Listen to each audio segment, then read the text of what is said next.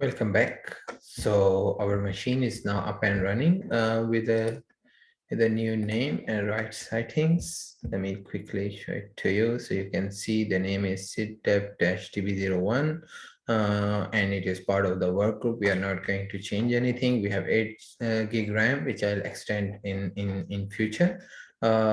Once I finish installation and start working on it.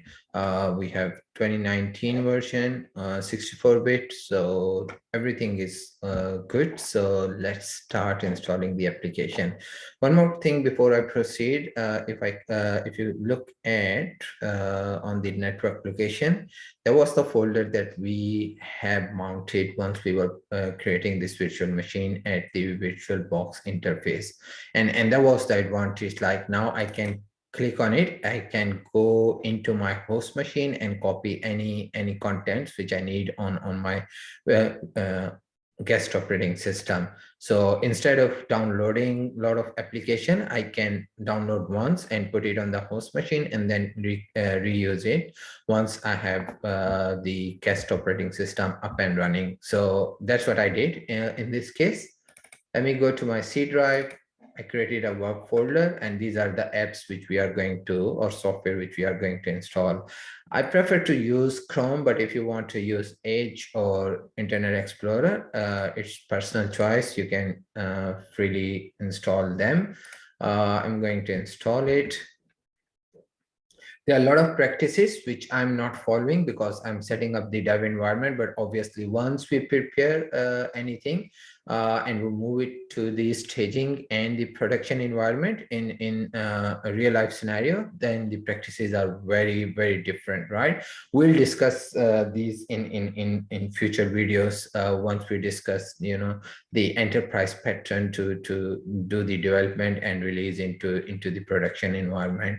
But at this stage, because we are only working in the dev environment, so I think we are pretty good. So Chrome is setting up at the moment. It is installing, like you are saying, and hopefully once it's finished, we're going to have the Chrome, Google Chrome up and running, and then we'll go from there.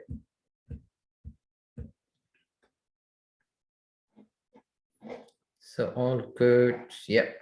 So we are good. Get started. Yeah, we are good. Let me skip this part. I prefer the dark theme. Background next. I skip that, and now I could. Perfect. So I'm going to do just to make sure the internet is up and running.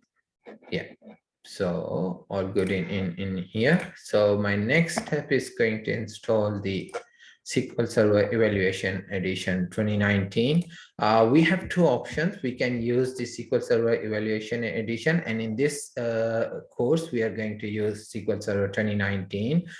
In future video, I'll show you how you can use 2022, which is more like very new in the market.